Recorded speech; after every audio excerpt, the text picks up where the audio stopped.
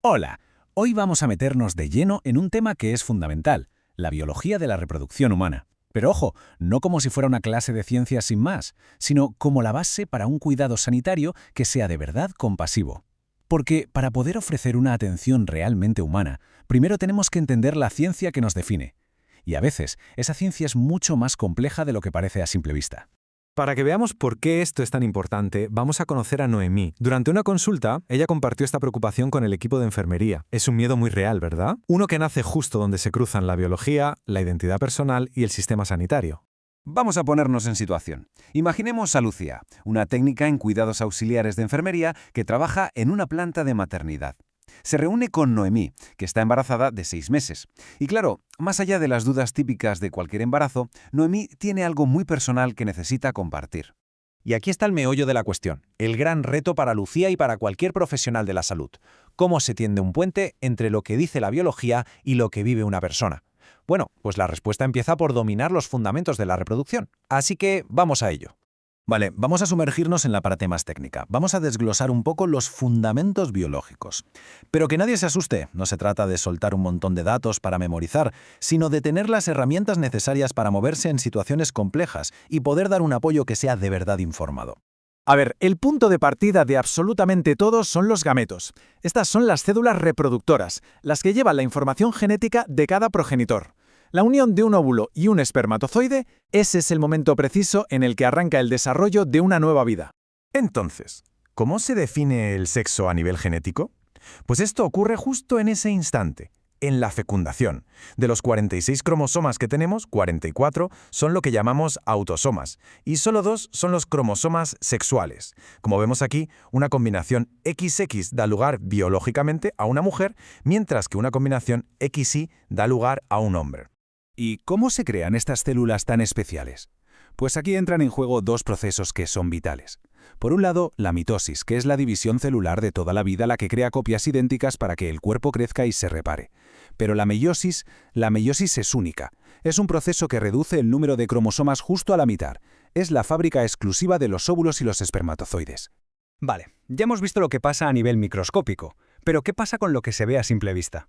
Vamos a hablar de las características físicas que diferencian los cuerpos. Se suelen dividir en dos grandes categorías, que además se desarrollan en momentos distintos de la vida.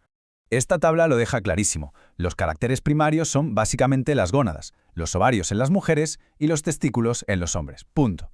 Todo lo demás, lo que clasificamos como secundario, desde los genitales hasta otros rasgos físicos, pues aparece más tarde y lo hace impulsado por las hormonas que fabrican precisamente esas gónadas. Así que, aquí está el punto clave. Las gónadas juegan un doble papel, que es fundamental. Por un lado, tienen la función gametogénica, es decir, fabricar las células reproductoras. Y por otro, la función hormonal, secretar estrógenos y andrógenos, que son las hormonas que van a esculpir todos esos caracteres secundarios.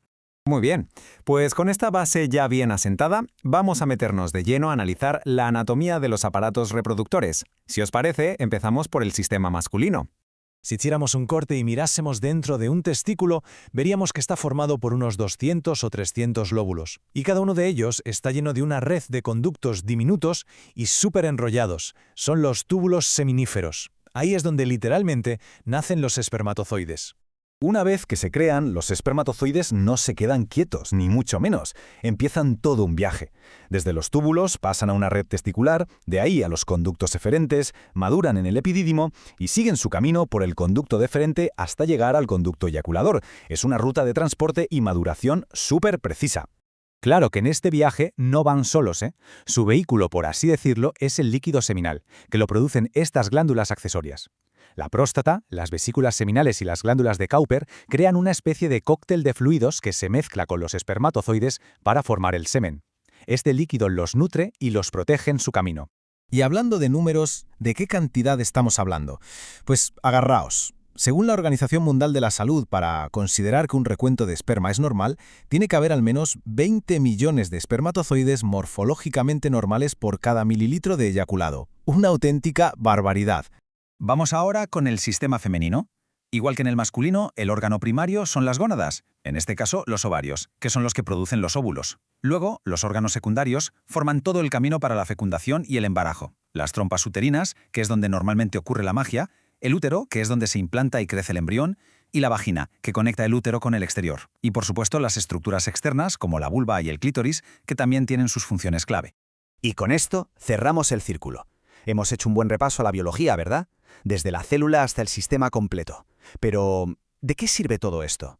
¿Cómo se aplica para ayudar a Lucía y a su paciente Noemí? Pues muy sencillo. Conocer bien la anatomía y la fisiología permite a profesionales como Lucía entender a la perfección el proceso de embarazo que está viviendo el cuerpo de Noemí. Este conocimiento le da a Lucía la seguridad para responder preguntas y, sobre todo, la sensibilidad para abordar los miedos. Le permite validar la experiencia de Noemí, conectando la ciencia con su realidad humana. Y esto nos lleva a la pregunta del millón, una reflexión para cualquier profesional sanitario. No se trata solo de saber, sino de saber aplicar. ¿Se tienen las herramientas, tanto las científicas como las humanas, para ofrecer siempre el mejor cuidado posible a cada persona? Al final, el mensaje clave yo creo que es este. La biología nos da el mapa, el plano maestro del cuerpo humano, pero es la compasión, la empatía y la buena comunicación lo que convierte ese conocimiento en un cuidado que de verdad sea humano y eficaz.